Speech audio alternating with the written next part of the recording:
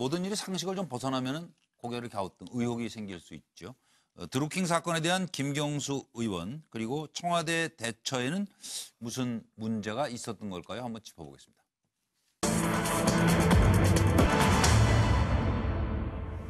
드루킹 협박 미스터리. 그 목적부터 좀 살펴봤으면 좋겠는데요. 작년 9월에 보좌관 금품 수수건을 작년 9월에 있었었는데 왜 올 3월에 이걸 굳이 끄집어내가지고 협박을 했을까요? 그거 한 가지 좀 짚어주시고요. 그리고 인사청탁 불만에 협박했고 민정라인이 인사 대상자를 드루킹이라는 사람 구속 이후에 만난 이유. 이것도 궁금합니다. 좀 짚어주십시오. 예, 일단 들어보시죠.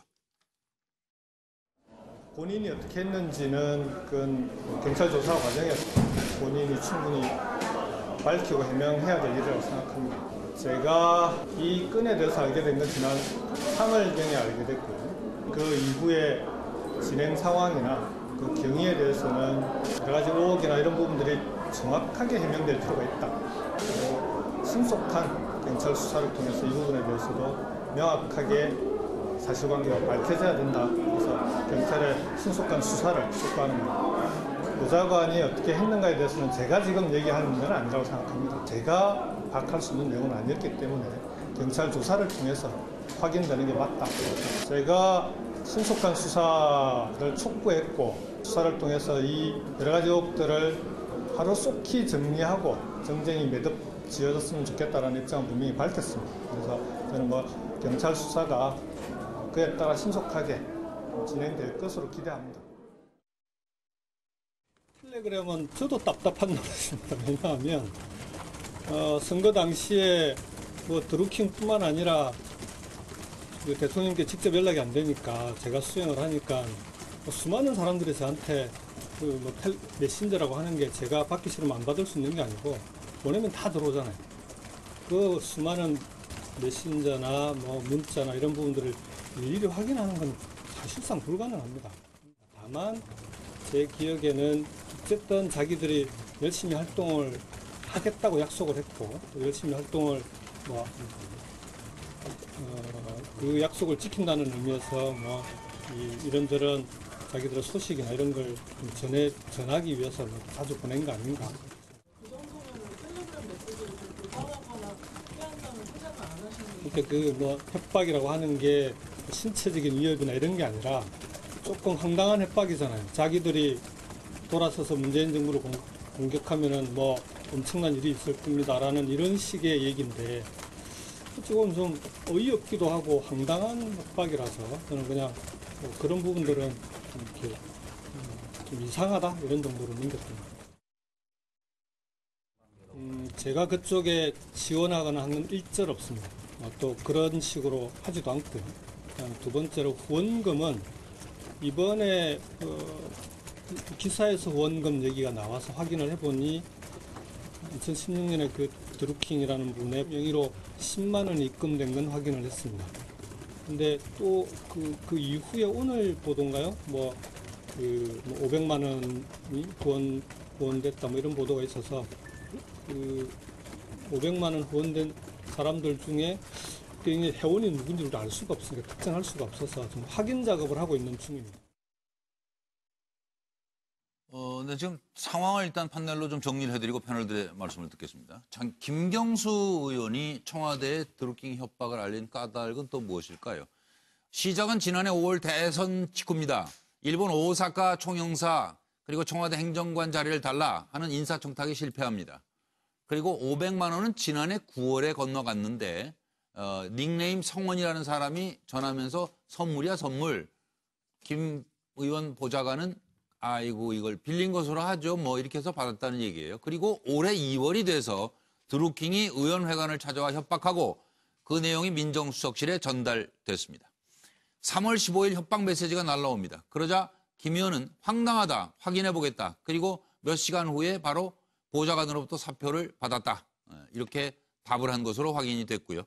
드루킹은 3월 25일에 구속됩니다. 그리고 바로 그 다음날 한 전 보좌관은 500만 원을 성원이라는 닉네임을 쓰는 사람에게 반환한 것입니다. 그런데 3월 말 백원우 민정비서관이 도 변호사를 만납니다. 드루킹 추천 변호사를 만났는데 왜 이때 만났습니까? 게을러서 늦게 만났어요 하는 얘기였습니다. 차명진 의원님 뭐가 지금 이 부분에서 전체적으로 네, 저는 그러니까 드루킹이 500만 원을 보좌관에 줬는데 예. 이것은 별로 그렇게 저는 놀랍지 않아요. 이게 드루킹이 여러 가지 무임수가 있는 거죠. 자기가 500만 원을 줘서 이걸 좀 낚싯밥으로 걸어놓은 거다 이렇게 예? 생각하는데 제가 오히려 의아스러운 거는 그러한 것에 대해서 적지 않이 당황하는 권력 실세. 그거는 그냥 500만 원을 저 보좌관한테 꽂은 거 아니야?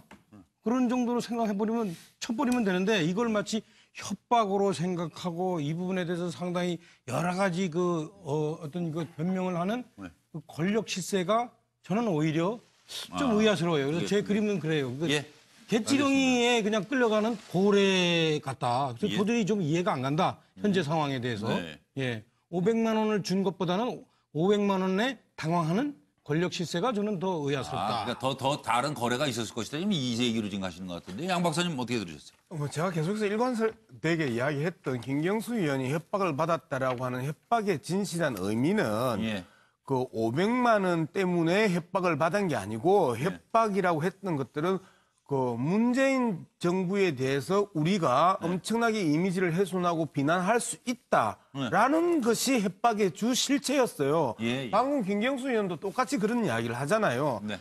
이 500만 원이라는 부분은 1차적으로 김경수 의원이 몰랐다. 그리고 네. 그 2차적으로 협박의 이유로서 500만 원은 협박의 근거나 협박의 이유로서 전혀 작동하지 않았다라고 봐야 되는 게 현재의 김경수 의원이 이야기하는 내용입니다. 그런데 계속해서 차명진 의원이 저 500만 원에 발목이 잡혀서 협박을 받았다라고 하는 식으로 계속 이야기를 하는데 애초 1차 해명이나 2차 해명 그리고 3차 해명의 일관성 있게 저 협박의 그 내용은 문재인 대통령의 이미지와 문재인 정부에 대한 비난을 할 거야 라고 하는 협박이었지 500만 원을 폭로할 거야 또는 500만 원 우리가 그 뇌물로 줬기 때문에 우리 말을 들어야 할 거야 이런 내용이 아니란 말이에요. 그렇게 생각하면 전혀 뭐 상식에 벗어나지 않는 지금 과정이었다. 이렇게 그렇죠. 보시는 그렇기 거죠? 때문에 예. 계속해서 500만 원 때문에 김경수 의원이 협박을 받았다고 그 정도, 하고 네.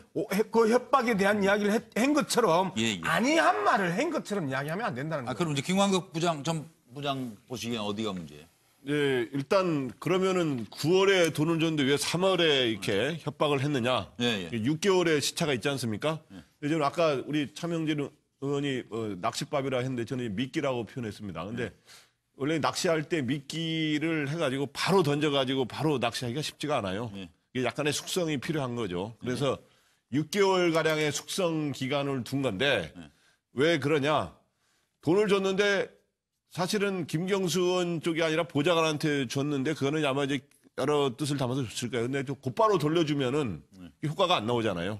그래서 6개월 좀 지나서 문제를 삼는 거고 직접적으로는 오사카 총영사를 연초에 부탁했는데 안 들어준 뭐 이렇게 작용했습니다만은 그래서 그렇기 때문에 오늘 경찰이 그 지금 김경수 의원 보좌관을 청탁금지법 위반 혐의의 피의자로 입건하는 일이 이제 오늘 생긴 거예요. 바로 이런 게 시간이 좀 필요하다고 생각한 게 하나 있고 또 하나는 지방선거가 6월이기 때문에 지방선거 전에 이런 것들을 여러 협박을 해야 여러 가지 이거죠. 폭발력이 있다고 생각하고 딱 이 시점 정도라고 본 것 같아요. 그래서 그럼 김영주 전 의원님은? 네, 뭐 기본적으로 뭐 차 의원께서 뭐 당황을 했다 이렇게 얘기했는데 만약 당황을 했다 그러면 출마를 할 수 있었을까요? 경남도지사에? 아니 억지로 했다는 거 아니에요 지금.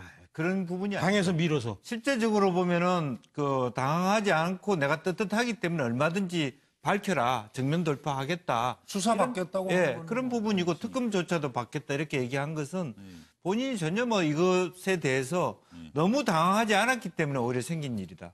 자기가 전혀 뭔가 낌새가 나빴다면 뭔가 앞뒤를 정리해가지고 긴장된 상태에서 기자회견도 하고 해야 될 텐데. 본인이 얼굴 내는 게 힘들다 그 말씀. 근데 너무 나이브하게 접하다 나는 한 게 없으니까. 그러다 보니까 오히려 더 사실 결과적으로 좀 오히려 사게 되는 배경도 앞뒤도 안 맞고 이렇게 그런 부분도 있었을 거예요. 그런데 시점상 아까 우리 김광석 본부장도 얘기했습니다만 왜 9월인데 그게 3월로 갔냐. 사실은 외교 인사에 대한 그 정리가 거의 한 작년 보니까 12월 전후로 하마평이 있었어요. 대사 인사나 총영사. 그러니까 이제 9월부터 이 사람이 기대한 것은 이제 보좌관한테 잘 해놓으면 보좌관이 의원들한테 그래도 천하의 김경수니까 잘 설득을 해서 이 사람을 9월서부터 이제 움직이기 올려야겠다. 시작한 아마 이제 거네요. 10월, 11월에 작업을 예, 해서 예, 예. 12월 달쯤 자기한테 좋은 소식이 나올 줄 알았는데 예. 대충 12월 1일 되니까 대충 윤곽이 외교 인사 윤곽이 그려졌거든요. 실제로 보면. 네. 그러니까 실제로 그게 이제 2월 되니까 완전히 이제 자기 기대하고 없고 멀어지고. 원 자체도 전혀 이 부분에 대해서 신경 쓴 것 같지도 않고 전혀 이제 그런 부분이 정확하게 자기를 마음을 돌리게 한 그런 배경이 되었던 것 같습니다. 네. 그러면 민정 라인이 인사 대상자를 드루킹 구속 이후에 만난 부분은 노영희 변호사님은 이 부분에 대해서 어떻게 생각하시는지 하고 좀 전반적인 얘기 좀 해주세요. 기본적으로 저는 이 드루킹이라고 하는 사람이 하는 행동이나 말 같은 것들에 너무 지나친 의미를 부여할 필요가 전혀 없다라고 생각합니다. 아, 예. 이 사람은 단순히 제가 봤을 땐 저질 브로커에 불과한 것이고 그 자신의 이익에 따라 왔다 갔다 하는 사람이잖아요. 예, 예. 근데 그 사람의 행동이나 생각하고 뭐 이쪽 뭐 다른 사람들의 생각하고 행동이 반드시 일치한다고 볼 수도 없는 것이고 예, 예. 그 사람이 얘기하는 것에 대해서 이렇게까지 우리가 분석하면서 얘기할 필요도 사실은 없어요. 네. 다만 문제는 뭐냐면 이 사람이 왜 이런 식으로 행동을 계속 하느냐. 이분이 예전에는 아마도 경제 관련해서 본인이 뭔가 좀 잘 해보려고 노력했던 사람인 것 같은데 네. 그때 또 예언서 같은 걸 만들어가지고 여러 가지 예언을 했어요. 근데 다 틀렸단 말이죠. 근데 그러다가 어쩌다 하나가 맞아가지고 이제 이런 식으로 올라가다 보니까 뭔가 큰 한 방이 필요했던 거죠. 자기 얘기 사람들이 몰려오게끔 하고 싶은. 근데 그게 바로 오사카 총영사와 관련된 자신의 영향력이었다고 저는 보는데 예. 그게 실패를 하고 나니까 이런저런 방식으로 뭔가 좀 도모하려고 하다가 결국 안 됐고 그래서 제가 보기엔 이 3월까지 한 것 같이 지금 생각이 들고요. 예. 그래서 저는 이 사람의 행동이나 이 사람의 말 자체를 너무 심각하게 받아들일 필요는 없다. 진짜 혼자서 이렇게 여러 가지 한 거다라고 보는 거고. 예. 그 아까 민정 질문, 라인이 예, 민정 라인에서 만난 대상자를 거. 만난 거는 저 사실이죠. 네, 만난 거는 기본적으로는 처음에 이제 인사와 관련해서 김경수 의원이 추천이 있었기 때문에 만나려고 했었었고 예. 두 번째로는 김경수 의원이 이 사람들 좀 이상한 사람들이다라고 얘기를 하면서 좀 한번 알아보자라고 하는 생각을 했던 것 같고 아. 그러니까 지방선거가 이제 2월 달에 있지 않습니까? 그러니까 지방선거 하기 전에 아마 좀 정리를 하고 싶었던 것 같아요. 예. 그래서 문제를 또 일으킬 것 같긴 그렇죠. 하니까. 예, 왜냐하면 이런 예. 사람들이 시끄럽게 나비러지면 예, 예. 어떤 방향으로 튈지 모르니까. 그래서 예. 그런 차원에서 한번 만나본 게 아닌가 싶습니다. 예. 정희진 변호사님. 변호사들도 사실 종종 사기를 당하거든요. 그러니까 무슨 말이냐면은 덫을 파고 의도적으로 접근하는 사람한테 벗어나는 것은 힘들어요. 사실 굉장히 어려워요. 근데 이제 드루킹의 정체가 쭉 드러나고 있는데 예컨대 뭐 노사모부터 시작해서 박사모도 접근을 했다가 네. 정의당도 갔다가 이제 민주당까지 간 그런 사람이란 말이에요. 예, 예. 그러니까 노영희 변호사님 이야기한 것처럼 어떻게 보면 질이 굉장히 안 좋은 사람인 것 같아요. 예, 예. 근데 문제는 대처가 굉장히 미숙하지 않았나 저는 그런 생각이 들거든요. 왜냐하면 김경수 의원이 처음부터 경찰에다가 이러이러한 협박이 있으니까 수사를 해달라 그랬으면은 훨씬 더 깔끔할 수 있었는데 예. 이 사건을 가지고 민정실에다가 이제 갔단 말이죠. 청와대 민정수석실에다가. 그다음에 그 이후에 이루어지는 것들도 굉장히 아까 정리를 해주셨지만은 드루킹이 25일 날 구속이 됐는데 26일 날 돈을 돌려주고 또 청와대 민정비서관이 28일 날 그 도변호사를 갖다가 만나고 이게 굉장히 이상하단 말이에요. 이렇게 대처가 굉장히 미숙해가지고 의혹이 자꾸 증폭이 되는 것이 아닌가 그런 생각이 듭니다. 예. 그리고 어쨌든 독버섯이라고도 생각이 되는데 보기에는 예쁘잖아요. 근데 이거 잘못 먹으면 큰일 납니다. 독버섯은. 정치권의 이 독버섯도 정말 위험천만해 보입니다.